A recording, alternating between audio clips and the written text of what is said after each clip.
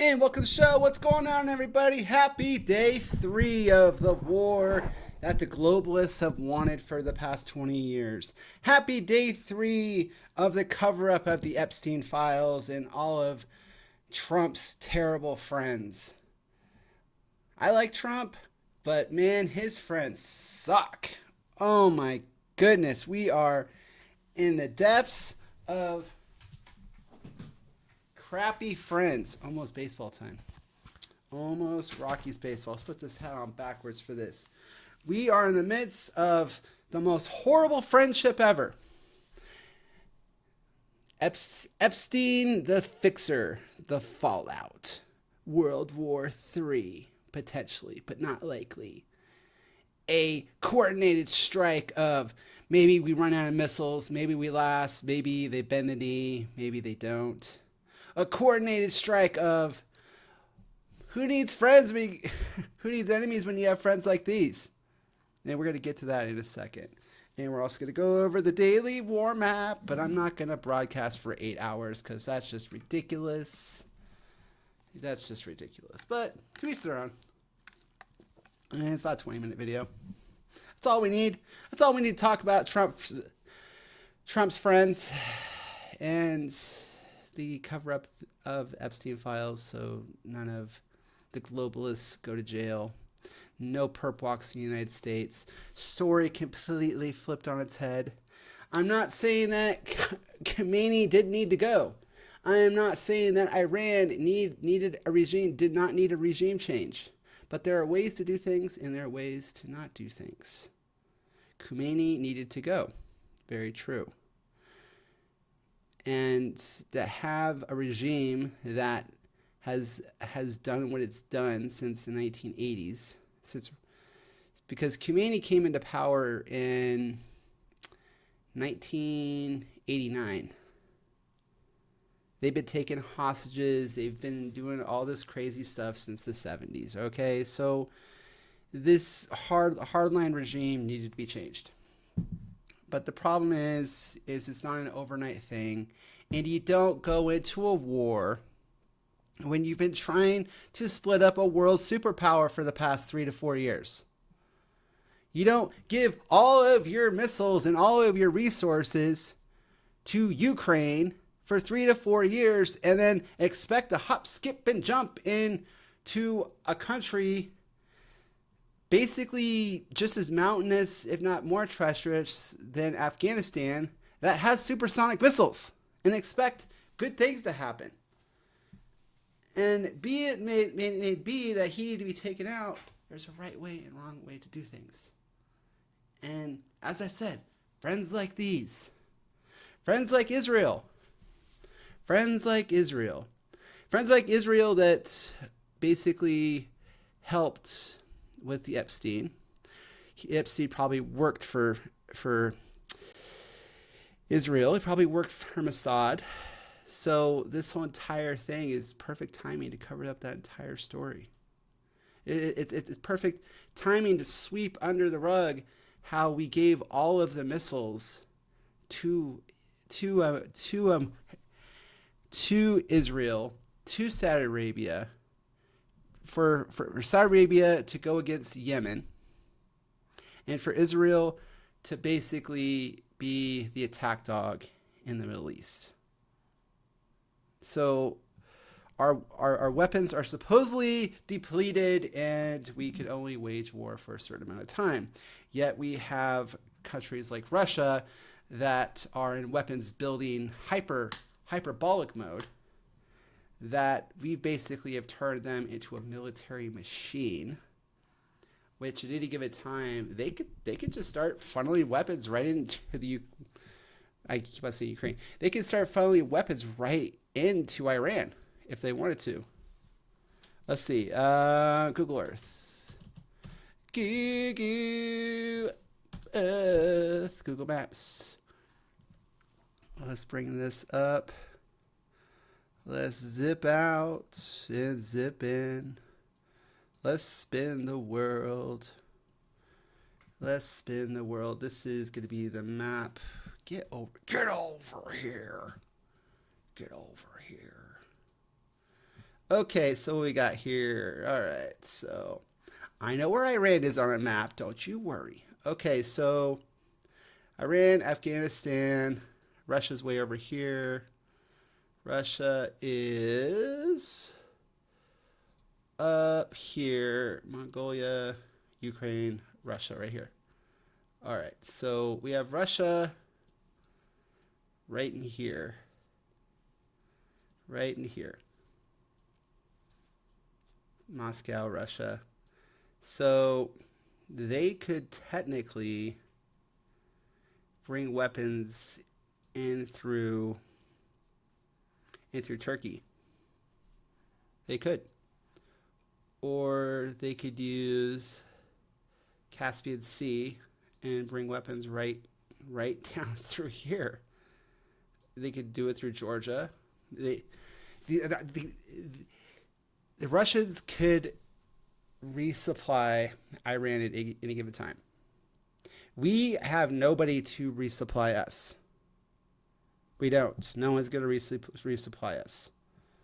Nobody on the planet is going to resupply us because the only country that is in hyperbolic mode making weapons is Russia. And China probably is sitting on a mother load of weapons, but they never leave their borders. They never leave their country. Just like Russia. They've never left their country. They have expanded and retracted, but they've never left what is technically theirs. And that is why they've been around so long. Because they mind their own frickin' business. But we can't mind our own business because we have two countries that are complete leeches to the American empire. We have this island over here, the baking capital of the world, London, that anytime we have they have a problem, we are their attack dog. So we move in and we are the world police. We are the ocean police. And rightfully so, because we have the biggest navy in the world. But the biggest navy in the world can't do anything if it doesn't have any weapons.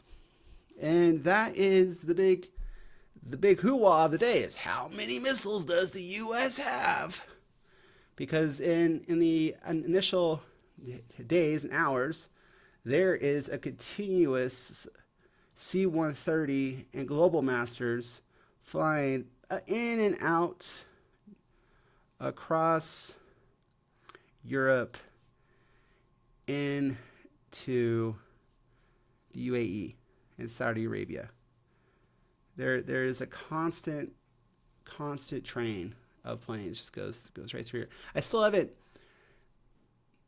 looked that up as far as being able to actually look at U.S. military planes, but I'm not going to do that because I didn't want the enemy to see this information there, brother, because we got the documents, But yeah, so we have two leeches. Getting back on topic, London, which always wants the U.S. back. They have this relationship and this romance of controlling the United States, which they do through the banking system. The Federal Reserve System is a part of the British banking card cartel. Every dollar that is printed is debt paid to the central banking system, which is ran out of the city of London.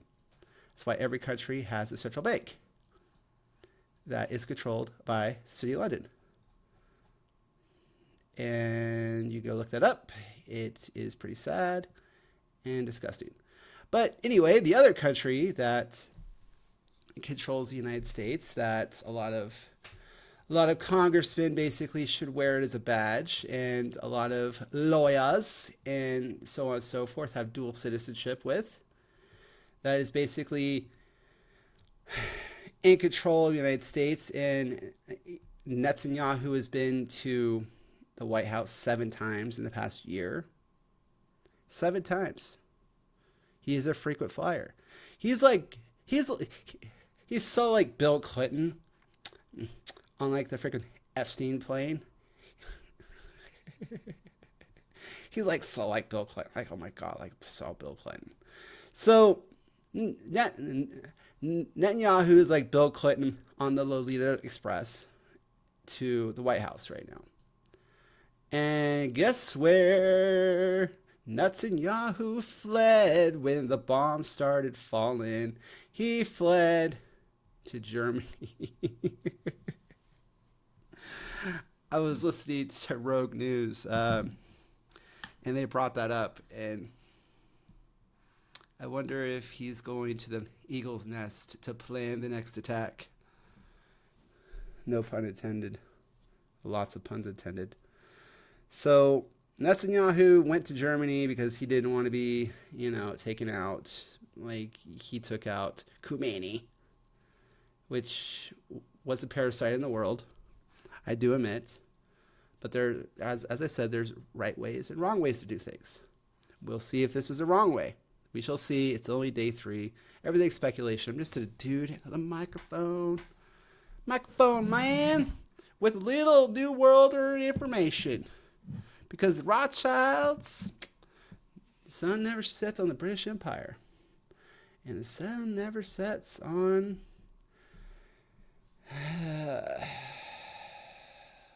Rome either. Because the bankers, they went from Italy to Venice to Amsterdam to Great Britain. And then they came over here to Israel. And now Israel and Great Britain are one and the same, like a good old-fashioned finger cuffs. Yes, just like Hollywood is one and the same, like an old-fashioned finger cuffs. And universities, old-fashioned finger cuffs, and so on and so forth. Which, Jewish people, all good. Their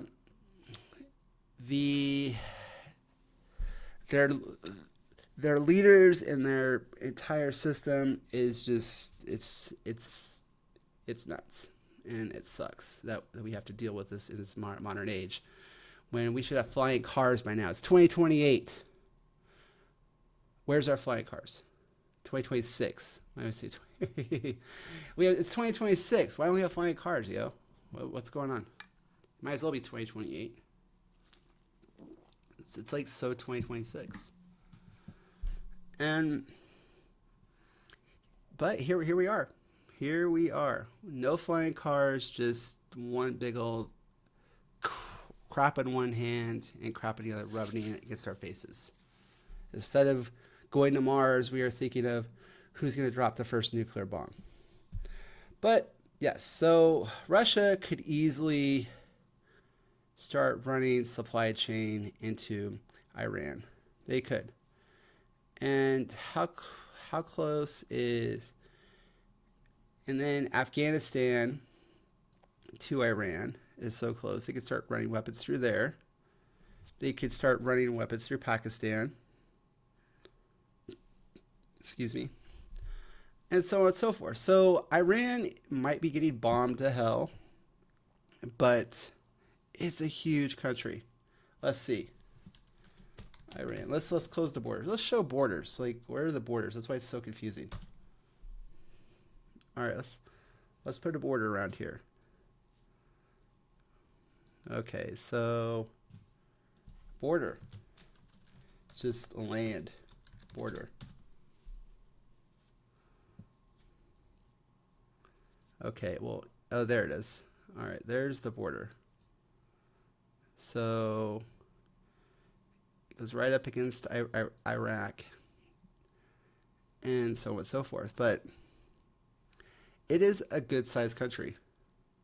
So I think it goes up through here, because I think this is the furthest eastern major city, and then it cuts over. I don't know why they don't have borders. They have Iraq.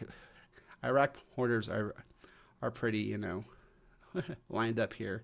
And Syria is too. Egypt, but over here just looks like one big old blob.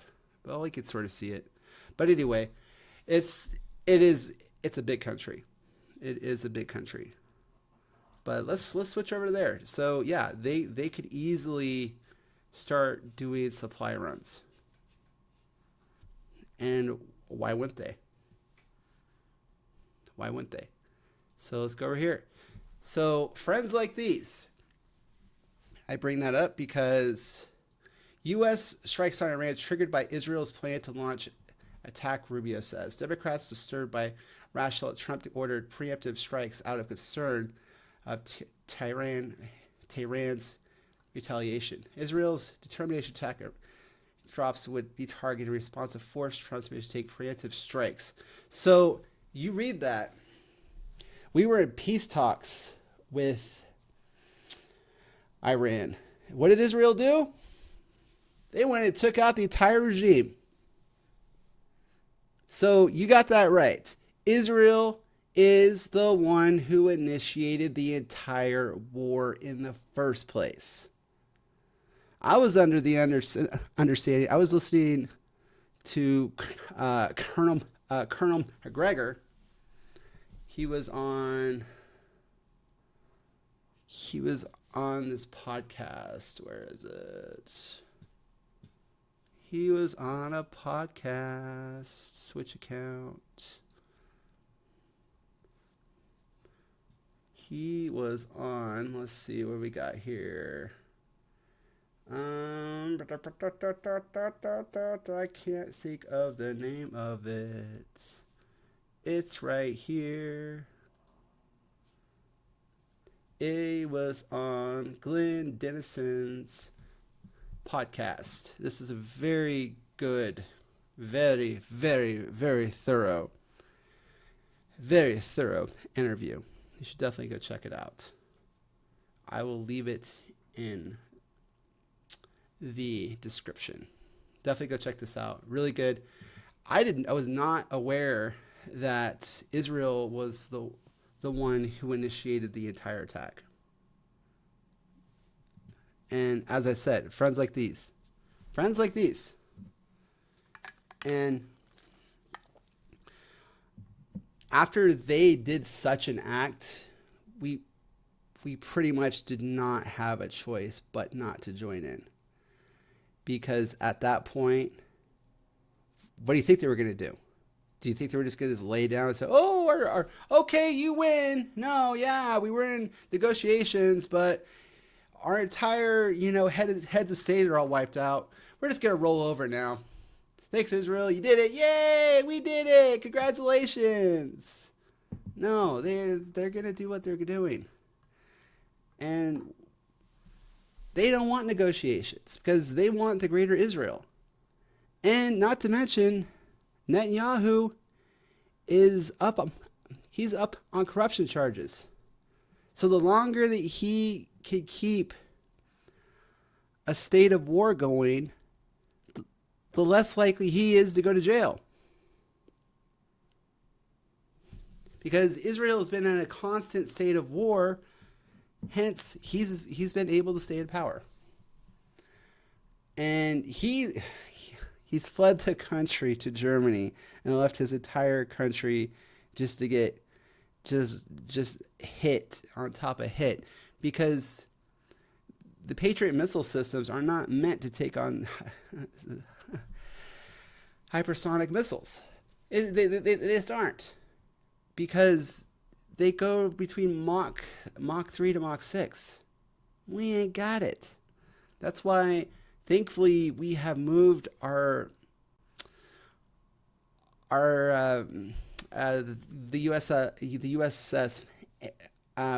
USS Abraham Lincoln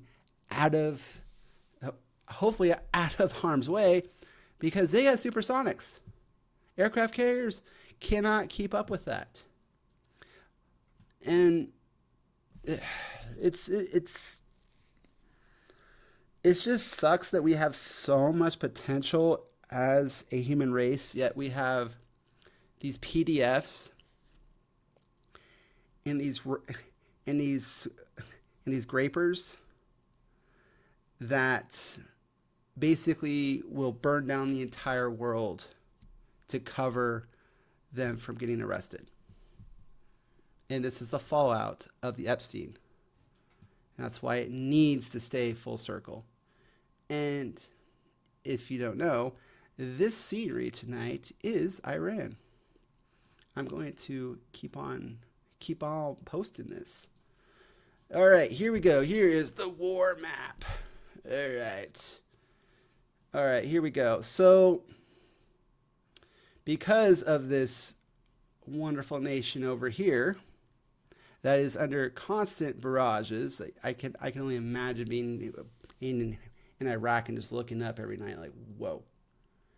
I hope that's not. Oh, okay. It's going. It keeps just going. All right, we're good. So they're just lobbing over here, and this country is only so big, folks. It's only so big. It can only take so much. What we got here? Let's go through the list here.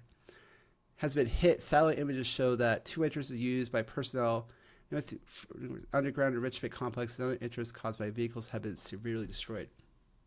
So they are hitting nuclear sites in Israel. Get out of here. Damn it, Jim. Don't click on that. So they're hitting nuclear sites. What we got here? Impacts several areas. Israel result Iron missile strikes, falling debris, intercepted missiles. I'm not going to play any of these videos because I don't know what is in them. That's the big thing about making YouTube videos is you don't know if there's sound, you don't know if there's music, yada, yada, yada. You don't want to get a copyright strike, and I don't want to show anything that I wouldn't want to watch myself, because I don't watch any real bad like war footage because I think it's gross, and I already have enough, crap. Cyprus hit. Cyprus military base, which is going to drag in the UK because of these guys. And this is a very informative map. You can go check it out yourself. Iran's nuclear program would have become bomb-proof within months. While he's hiding in Germany, it's going to get bomb-proof.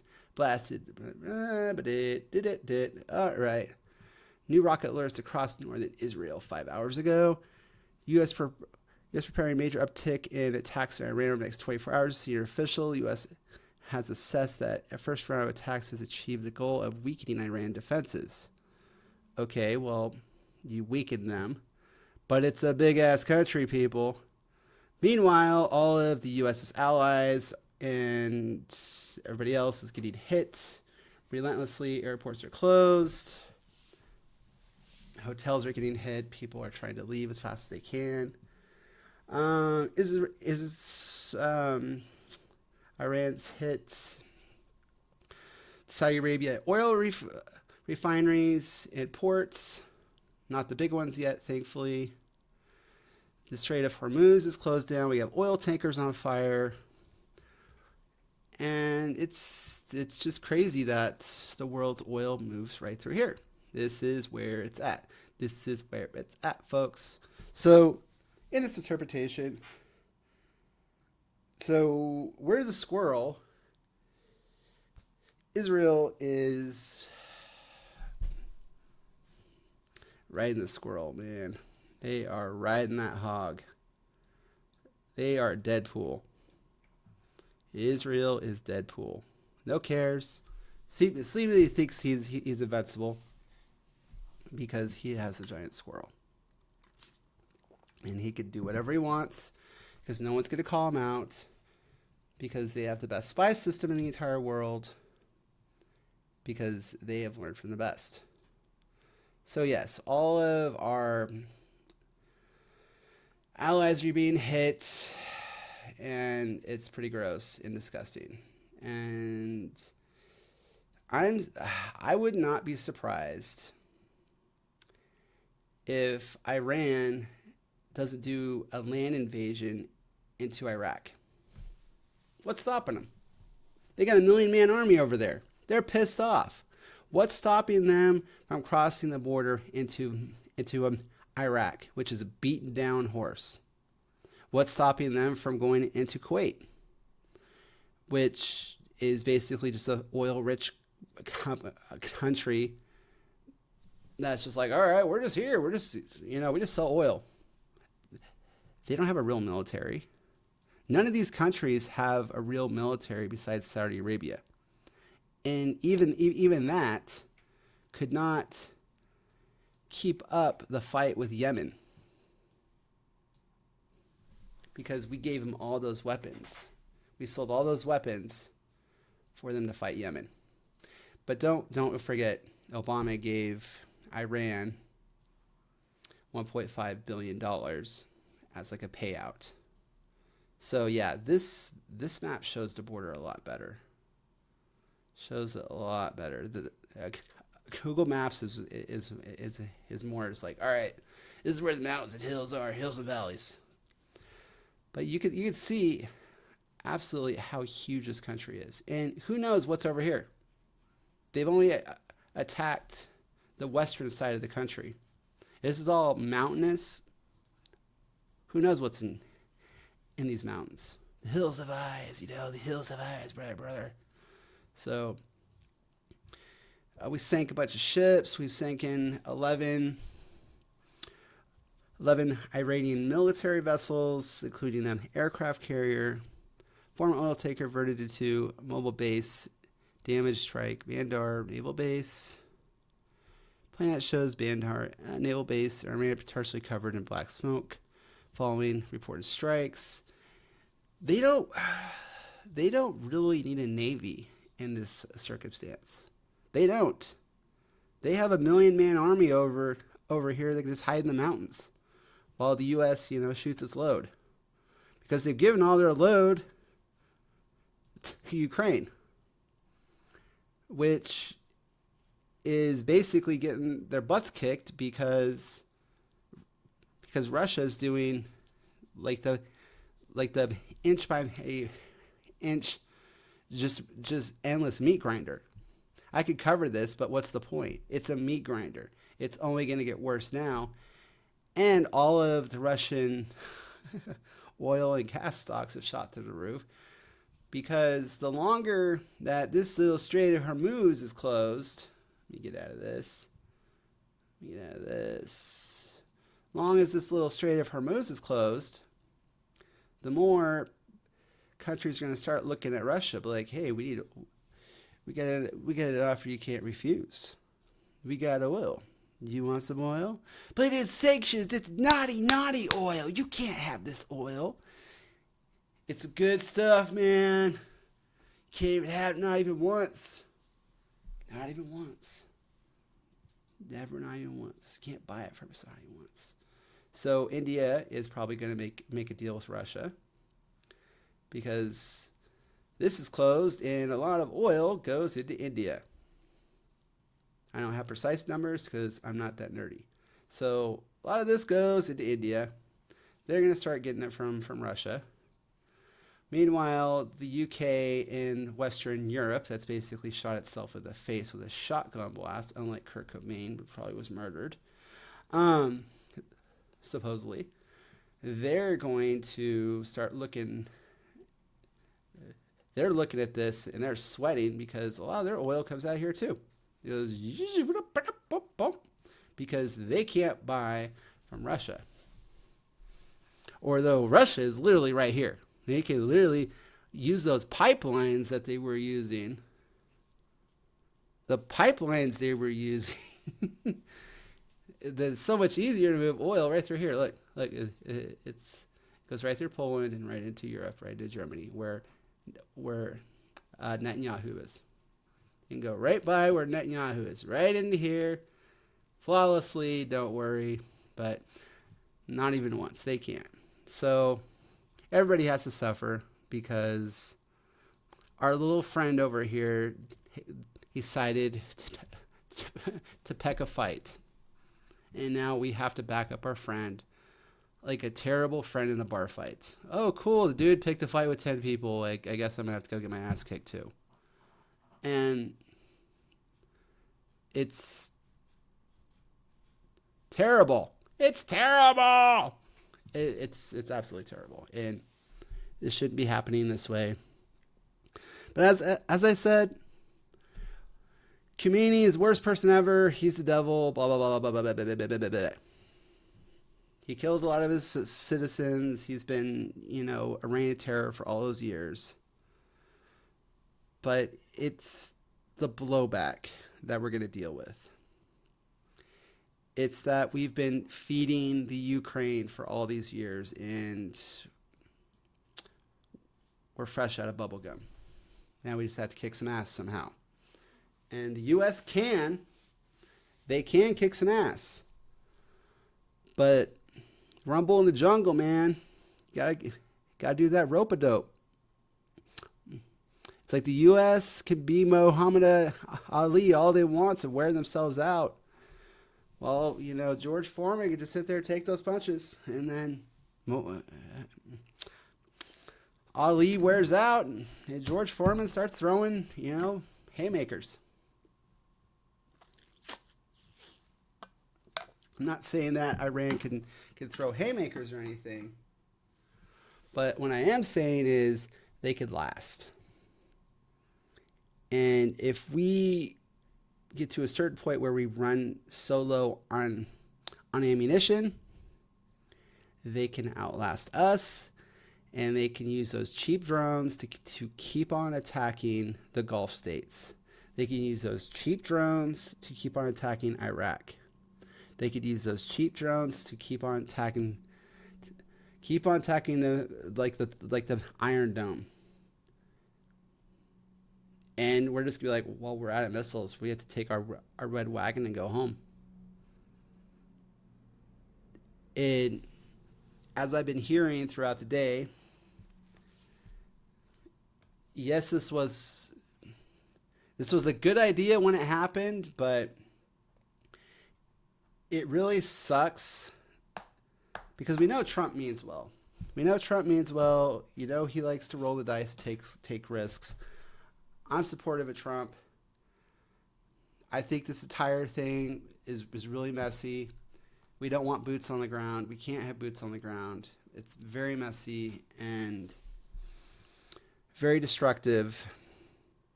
And we know that Trump is covering for his friends that are on the list.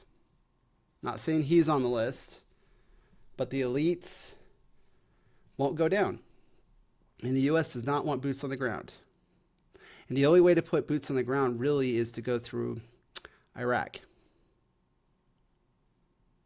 is to mobilize troops through Iraq. But the problem is you have to use Jordanian airspace. You have to use Saudi Arabia airspace. You can't go through Syria because they would be like, all right, well, hell, let's just have a turkey shoot of the C-130s. And at this point, the Strait of Hormuz is closed down, so we can't use that. We can't use Kuwait as a staging point because we can't get troops through there.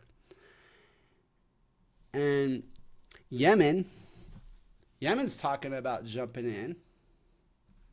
So this entire area is a question here too. And as I said last night, it would just probably take like seven or 8 supersonics to take this out. They could easily take this out. The Suez Canal. They could easily take out the Suez.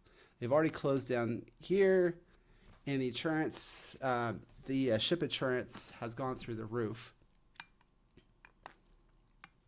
And so it's just a matter of time.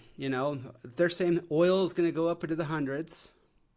It's like the longer that this is closed, it's already in the mid 70s, headed to 80. And it's a global tax because these guys got impatient. Not the people, the government. Their government got impatient while their government head fled the country and initiated the entire war, if you call it, in the first place. And they're talking about going into and their neighbors. They're talking about going into, what was it? What did I hear? They were talking about going into Lebanon because of Hamas is going to attack. Yeah, Hamas is going to attack you because you punched their friend in the face. Yemen's probably going to attack you because you punched their friend in the face. And when if Yemen starts flinging missiles and Lebanon starts flinging missiles, Israel's gonna run out of missiles. Israel's gonna run out of ammo for their fighter jets, and they're gonna have no choice but to do a ground invasion into Lebanon. And then what's gonna stop Syria from seeing that as a weakness and then jumping in? What's gonna stop them? Nothing. Why would they stop? Because when they run out of weapons, and we're so punch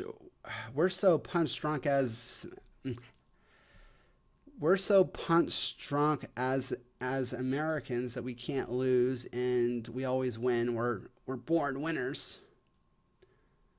That we run out of missiles and so on and so forth because we don't have any real manufacturing in this country. Unlike Russia, that can pump out shells and missiles and whatever it wants, whenever it wants, with the backing of China. But the real speculation is the 4D chess of the world is basically this is a coordinated attack to take down China. This is a coordinated attack to basically pull. So we pulled China out of the West. We pulled China out of Venezuela oil, pulled them out of there. Then, as we did that, we brought down Cuba. So we're taking down Cuba at the same time. Taking down Venezuela, took down Cuba. China was getting oil from Venezuela, so that's cut off to them. And China was getting oil from Iran, which now they're cut off from Iranian oil. So the one big producer left in the world for China is Russia. And they are gladly printing that check. So it's putting a big strain on the BRICS countries. It's putting a huge strain on the BRICS. And Iran is a huge oil depot for the BRICS. I've showed those videos about how they smuggle oil out of Iran into China. I've showed those videos, and they like load them on non-flagged ships and so on and so forth, and they go about their way. So it's a world on fire. And it's only going to get more fireworky. A lot more fireworky. Well, I'm going to roll up this video. We're at 38 minutes. Hope you guys enjoyed it. Like and subscribe. Leave some comments. Share the video. And if you want to, feel free to donate. All right, guys. Thanks for watching. Have a wonderful evening. You can follow me on Rumble and on YouTube. And I'm going to post this on X. Okay, bye.